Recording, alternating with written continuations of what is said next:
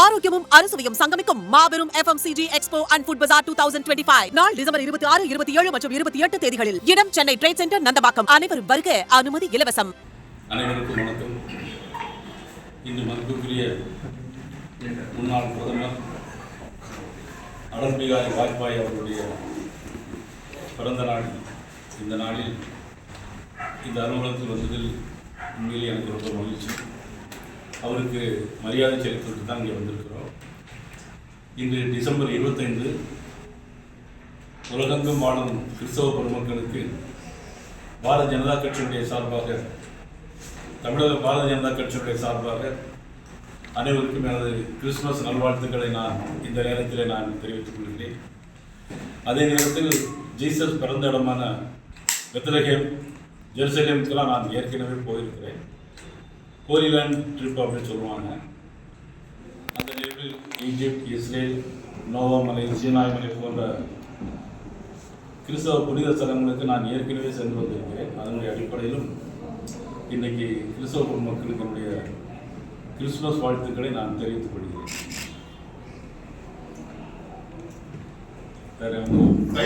ஒளிபரப்பும் பொங்கலுக்கு பிறகு மீண்டும் பிற பிரதான கட்சிகள் தேசிய கூட்டணியில் இணையும். பிடிச்சிட்டீங்களா? நிச்சயமா இந்த தை பிறக்கிறது தான். தை பிறந்த உடனே நிச்சயமா அதற்குடைய பதில் கண்டிப்பாக உங்களுக்கு கிடைக்கும். போலீஸ் பாய் எடப்பாடி பழனிசாமி சந்திச்ச பிறகு சில இடஒதுக்கீடுகள்லாம் முடிவு செய்யப்பட்டது. எடப்பாடி பழனிசாமி என்டிஏவுடன் அந்த தொகுதி பங்கீடுகளான அட்டவணைகளை கொடுத்தாரு அப்படின்னு சொல்லி கருத்து வருது. அதில் சில கட்சிகளுக்கு இந்துத்துவ தொகுதிகள் சொல்லி இருக்கு. அது உண்மையா? அதாவது பியூஷ் கோயல் தமிழ்நாட்டுக்கு வந்தது உண்மை. அவருடன் நாங்கள் போய் மதிப்புக்குரியான நீபிஎஸ் அவர்களை பார்த்தது உண்மை. அதுக்கப்புறம் உள்ள செய்தி எல்லாம் உண்மை அல்ல. எல்லாமே பத்திரிகையில் தவறாக அவங்களுடைய அனுமானத்தின் அடிப்படையில் அதை வந்து பண்ணியிருக்காங்க. அந்த மாதிரி பேச்சுவார்த்தை பண்ணணும். இப்படி பண்ணலாம் தேர்தல் எப்படி சந்திக்கிறது, இப்பொழுது கூட்டணியில் யாரெல்லாம் இருக்கிறாங்க, யாரெல்லாம் இந்த கூட்டணியில் இருந்தாங்க அப்படின்னு மட்டும் ஒரு விவாதம் மட்டும்தான் பண்ணாங்க தவிர வேறு இடஒதுக்கீடு பற்றி பேசவோ, இந்தந்த தொகுதிகள் என்ன இருக்குது அப்படின்னு சொல்லவோ, அந்த மாதிரி எந்த விதமான பேச்சுவார்த்தையும் அதில் இடம்பெறவில்லை. குறிப்பாக ஓபிஎஸ், டிடி விருதுநகரம் இருவரையும் வந்து என்டிஏ கூட்டணிக்குள்ள அழைப்பதற்கான முயற்சிகள் பேசியிருக்காங்க. ஆனால் ஓபிஎஸ் தரப்பில் நேற்று முந்தின நடந்த ஒரு கூட்டத்தில் வந்து திட்டவட்டமாக வந்து நான் வந்து கூட்டணி தாவேக்கா அந்த திமுக வந்து கூட்டணிக்கு சொல்லலாமா என்ற ஒரு கருத்துக்களோட பேசப்பட்டிருக்கிறாங்க. இந்த முயற்சி எப்படி வந்து சார்? அதாவது இருவருமே கூட்டணியிலிருந்து வெளியில் தான் இருக்கிறாங்க. அதனால் இதை பற்றி நான் வந்து எந்த விதமான கருத்தும் அதை பற்றி நான் சொல்ல முடியாது. திரு ஓபிஎஸ் அவர்கள் நேற்று அவருடைய கருத்தை அவங்க சொல்லியிருக்கிறாங்க. பொதுவாக அரசியலை பொறுத்தவரை இன்னும் 3 மாதம் இருக்கும். ஜனவரி, பிப்ரவரி, மார்ச், முழுசாக 3 மாதம். 24 மணி நேரத்துக்கு முன்னால் கூட பல மாறுதல்கள் வர்றதற்கு அரசியலில் வாய்ப்பு. 96 தேர்தலில் அம்மா உயிரோடு இருக்கும்போது பார்த்தீங்கன்னா இதே மாதிரி காங்கிரஸும் அதிமுக கூட்டணி இல்லை அப்படிங்கிற மாதிரியே போயிட்டு இருந்துச்சு. கடைசியில் காங்கிரஸ் அதிமுக கூட்டணி இருந்துச்சு. பிறகு தமிழ் மாநில காங்கிரஸ் ஒன்று உதயமாச்சு. பிறகு சைக்கிள் சின்னம் வந்துச்சு. ஆக இப்படி அரசியல் மாற்றங்கள் வந்து எந்த நேரத்தில் நிகழ்வதற்கான சாத்தியங்களும் நிறைய இருக்கு. அதனால் இந்த 5 ஆண்டு திராவிட முன்னேற்ற கழக ஆட்சி, மதிப்புக்குரிய ஸ்டாலின் முதலமைச்சர் அவர்களுடைய ஆட்சி வந்து மக்கள் ஏற்றுக்கொள்ள முடியாத ஒரு ஆட்சி. சொத்து வரி உயர்வு, மின் கட்டண உயர்வு, அவர்கள் மகளிருக்கு 1000 ரூபாய் கொடுக்கிறார்கள், மாணவர்களுக்கு 1000 ரூபாய் கொடுக்குறாங்க, அது வேறு விஷயம். ஆனால் அதையும் தாண்டி விஷயம், ஒரு 1000 ரூபாய்க்காக அவங்களுக்கு மாதம் வந்து அவங்களுடைய சுமை வந்து கூட்டிகிட்டே போகும். பெட்ரோல் விலை குறைப்போம்னு சொன்னாங்க, டீசல் விலை குறைப்போம் அப்படின்னு சொன்னாங்க. மத்திய அரசு 2 முறை பெட்ரோல் டீசல் விலை குறைத்த பிறகு ஆக இப்படி அரசியல் மாற்றங்கள் வந்து எந்த நேரத்தில் நிகழ்வதற்கான சாத்தியங்களும் நிறைய இருக்கு. அதனால் இந்த 5 ஆண்டு திராவிட முன்னேற்ற கழக ஆட்சி, மதிப்புக்குரிய ஸ்டாலின் முதலமைச்சர் அவர்களுடைய ஆட்சி வந்து மக்கள் ஏற்றுக்கொள்ள முடியாத ஒரு ஆட்சி.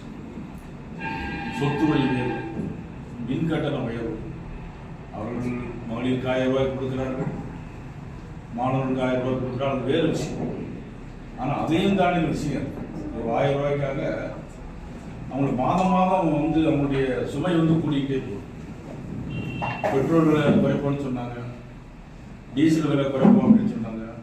மத்திய அரசு 2 முறை பெட்ரோல் டீசல் விலை குறைத்த பிறகு கூட அவங்க எந்த டீசல் விலையும் பெட்ரோல் விலையும் குறைக்கல.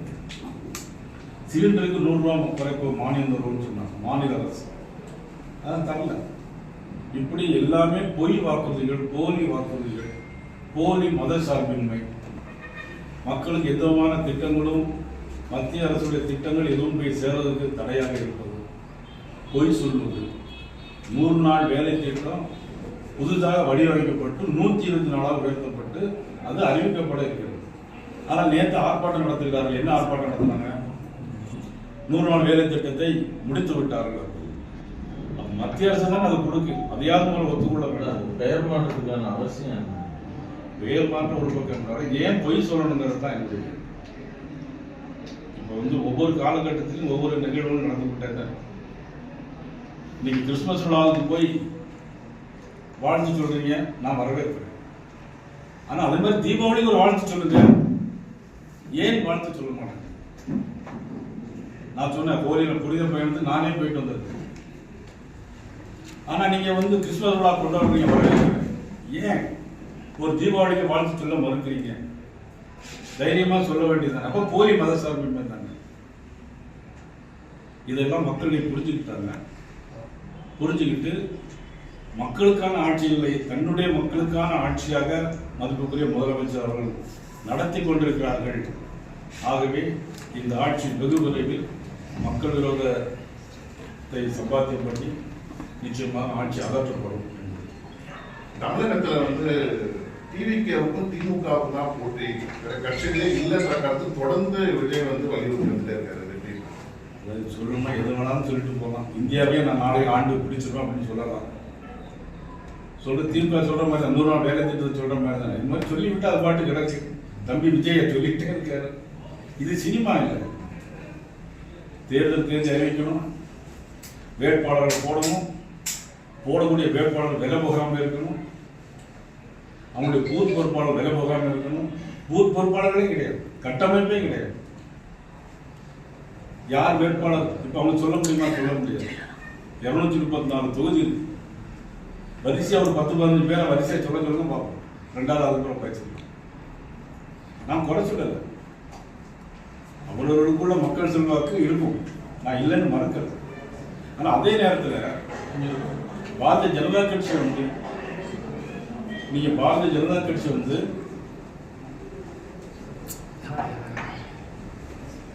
மிகப்பெரிய கட்சி. 1657 எம்எல்ஏக்கள் இருக்கும், 272 பாராளுமன்ற உறுப்பினர் இருக்கும், 3 முறை முதலமைச்சராக இருந்தவர், 3வது முறை பாரத பிரதமராக இருந்து மிகப்பெரிய சக்தியாக இருக்கக்கூடிய நரேந்திர மோடியுடைய புகழும் பெருமையும் திறமையும் எங்கே இருக்கிறது? நம்முடைய தம்பி தமிழ்நாட்டில் சினிமா நடிகராக தம்பியுடைய இது எங்கே இருக்கிறது? கொஞ்சம் சிந்திச்சு. தொடர்ந்து இபிஎஸ் விஜய் வரணும் கூட்டணிக்கு வரணும் அழைப்பு கொடுத்துட்டே இருக்காரு. அதை பற்றி நான் கருத்து சொல்ல முடியாது. அது அவருடைய சொந்த கருத்தாக இருக்கலாம், அவருடைய விருப்பம். அதை பற்றி நம்ம ஒத்த கருத்து உள்ள கட்சிகள் இணைய வேண்டும் என்ற ஒரு கருத்து திமுக எதிரான ஒரு நிலைப்பாட்டில் ஒத்த கருத்துக்கூடிய கட்சிகள்னா ஒன்றை இணைய ஒரு கருத்து தொடர்ந்து வலியுறுத்தப்படுகிறது. நல்ல விஷயம் தான். ஒத்த கருத்துன்னா என்ன ஒத்த கருத்துன்னு பார்க்கணும். கொள்கை அளவில் இல்லை. ஒரே முடிவு 2026 தேர்தலில் திராவிட முன்னேற்ற கழகத்திற்கு மாற்று அரசாங்கம், தேசிய ஜனநாயக ஆட்சி அமைய வேண்டும். அந்த கருத்துள்ள எல்லோரும் ஒன்றாக இணைய வேண்டும். 100 நாள் வேலை திட்டத்தில் 125 நாளாக உயர்த்திருக்கீங்க. அதே சமயம் இந்த பக்கம் நிதியை 40% பங்களிப்பு மாநில அரசு கொடுக்கணும்னு சொல்லி மாநில அரசு மேல ஒரு நிதி சுமை எல்லா திட்டத்துக்குமே ஒவ்வொரு திட்டங்களுக்கும் திட்டங்களின் அடிப்படையில் மாநில அரசு மத்திய அரசு பங்களிப்பு. பிரதமருடைய வீடு கொடுக்கக்கூடிய திட்டத்திலையும் 60%, 40%. அது மாதிரி எல்லா திட்டங்களும் 60%, 40%. நீங்க சொன்ன 100 நாள் வேலை திட்டத்திலும் அதை தான் நான் அப்ளை பண்ணிட்டேன். அதனால நிறுத்திட்டாங்க அப்படின்னு சொல்றதே போய், திட்டத்தையே நிறுத்திட்டாங்கன்னு சொல்றது போய். இப்போ நவோதயா பள்ளிக்கு உச்சநீதிமன்றத்தில் எல்லா இடங்களிலும் எல்லா மாவட்டங்களிலும் நவோதயா பள்ளிக்கு இடம் பார்த்துட்டு சொல்லுங்க அப்படின்னு சொல்லியிருக்காங்க. இந்த அரசு செய்யணுமா வேண்டாம்? இது மாணவர்களுக்கான பிரச்சனை. ஏழை எளிய மாணவர்களுக்காக மத்திய அரசுடைய நிதி அதிகமாக வரும். ஸ்கூல்ல பஸ் விட்டு எல்லா கிராமத்துக்கும் கூட்டிட்டு போய் படிக்க வைப்பாங்க, தரமான கல்வி கொடுப்பாங்க. இன்னைக்கு கூட பருவூர் தொகுதியில் வரட்டனப்பள்ளி கிராமம் பாசறையில் மகேஸ்வரி அம்மா ரத்தன்ராஜன் ஒரு பெரியவர், அவர் கேட்கிறாரு எங்க கிராமத்துக்கு நவோதயா பள்ளி வேணும்னு கேட்கிறாரு. இதை திமுக அரசு கொடுக்க மறுக்கிறது. ஏன், என்ன காரணம்? திமுக அரசு மறுக்கிறது. கேந்திர வித்யாலயா பள்ளி இன்னைக்கு எல்லாம் எங்க திருநெல்வேலி மாவட்டத்தில் கேந்திர வித்யாலயா பள்ளி இருக்கு. 50 கிலோமீட்டர் தாண்டி போய் பஸ் வந்து விட்டு எல்லாம் கூட்டிட்டு போறாங்க. அது மாணவர்களுக்கான ஏழை எளிய மாணவர்களுக்கான ஒரு கல்வி. அதையும் இந்த அரசு கொடுக்க மறுக்கிறேன்னு சொன்னா சொல்லிட்டு எல்லாமே பொய்யா சொல்லிட்டு இருக்காங்க. மத்திய அரசு திமுக அரசு வந்து மாநிலம் முழுவதும் அவங்க கூட்டணி கட்சி சார்பாகவே வந்து ஒரு போராட்டத்தை முன்னெடுக்கிறாங்க. இந்த திட்டத்துல எவ்வளவு பாதிப்புகள் இருக்குன்ற விஷயங்களை முன்னெடுக்கிறாங்க. ஒரு பக்கம் நிதி சுமை சொல்றாங்க, இன்னொரு புறம் மத்திய அரசு நிதியை ஒதுக்காத பட்சத்தில் இந்த திட்டமே முடங்குன்ற நிலையை சொல்றாங்க. அடுத்ததாக மகாத்மா காந்தி பேரை ஏன் எடுக்கணுன்ற கேள்வி வைக்கிறாங்க. இப்படி அடுக்கடுக்கான கேள்விகளை வச்சு போராட்டத்தை முன்னெடுக்கிறாங்க. ஆனா இதற்கான சரியான பதில், இதற்கான விளக்கம் அடுத்த கட்டமா நீங்க இதை மக்கள் கிட்ட கொண்டு போய் நான் சொல்றேன். 125 நாட்கள் வேலை உண்டு மத்திய அரசு அறிவித்திருக்கிறது. நீங்க திமுகவினர் இது கையாளல் பண்ண முடியாது, அவ்வளவுதான். பயோமெட்ரிக் சிஸ்டம் முன்னாடி ஒரு பஞ்சாயத்து தலைவர் இந்த பஞ்சாயத்தில் இருக்கக்கூடிய கிளர்க் என்ன பண்ணுவாங்கன்னா உங்க பேரு, உங்க வீட்டம்மா பேரு, இவங்க பேரு, இவங்க அக்கா பேரு, தம்பி பேரெல்லாம் சேர்த்து அந்த பணத்தை எடுத்துட்டு இருந்தாங்க.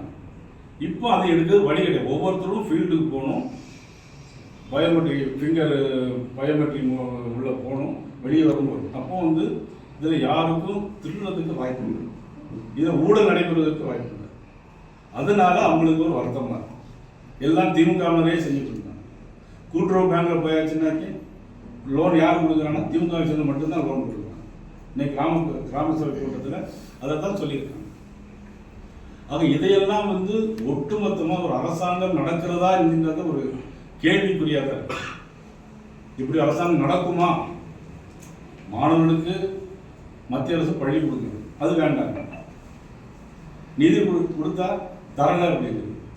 14,85,000 கோடி ரூபாய் இந்த 11 ஆண்டுகள் கொடுத்துருக்காங்க. இந்த மாவட்டத்தில் மட்டும் 2000 பேருக்கு 6,000 ரூபாய் வச்சு கொடுக்குறாங்க. 435 கோடி ரூபாய் நினைக்கிறேன் இந்த மாவட்டத்தில். யார் கொடுக்கா? மத்திய அரசு. இன்னைக்கு இந்த இவ்வளவு 4 மணி சாலை முதல் தம்பிதுரை அண்ணன் மத்திய அமைச்சராக இருக்கும்போது கிருஷ்ணகிரி டு ஓசூர் போட்டார் 4 மணி சாலை. இன்னைக்கு நாடு முழுக்க 4 மணி. எங்க பாலம், எங்க ரோடு, இவ்வளவு இன்ஃப்ராஸ்ட்ரக்சர்.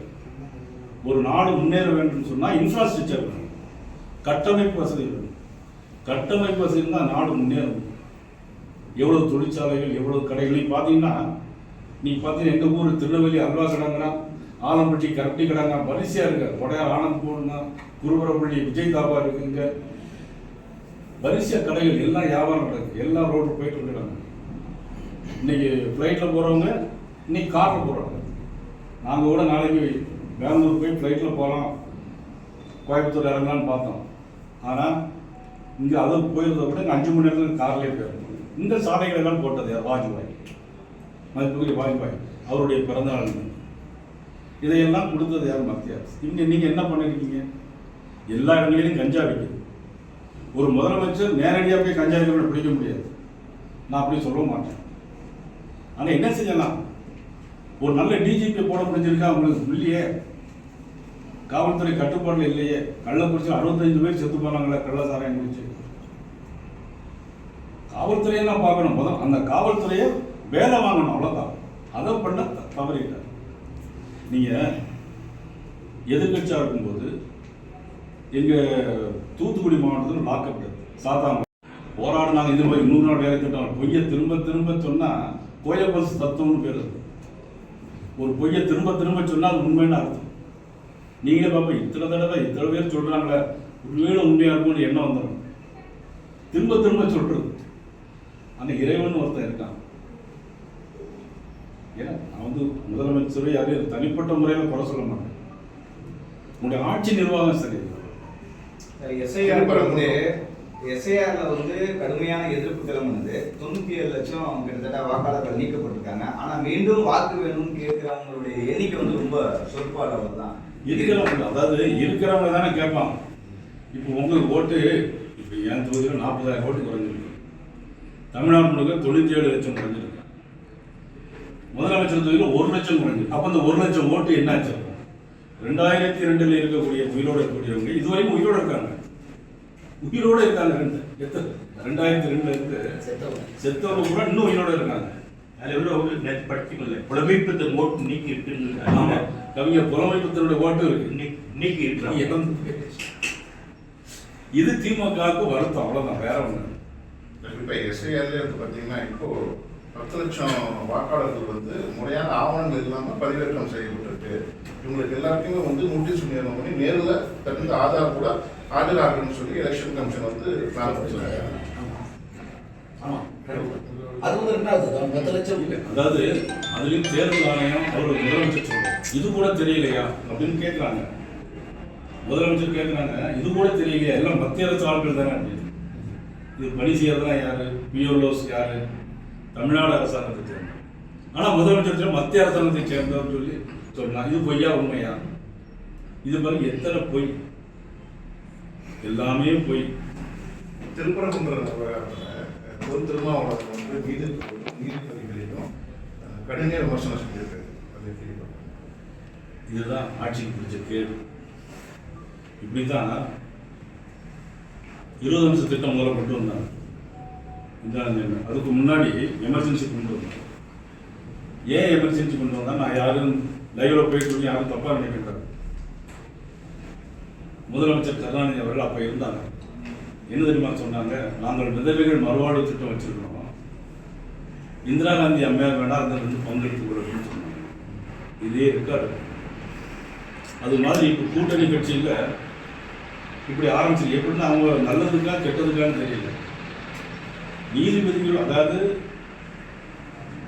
நம்முடைய நிர்வாக ஒரு பக்கம், நீதி நிர்வாகம் ஒரு பக்கம், இது எல்லாம் வேறெல்லாம் இருந்தால் தான் ஒன்றுக்கு ஒன்று இணங்கி போனது தான் ஒரு ஆட்சி நல்லவங்க இருக்கும்.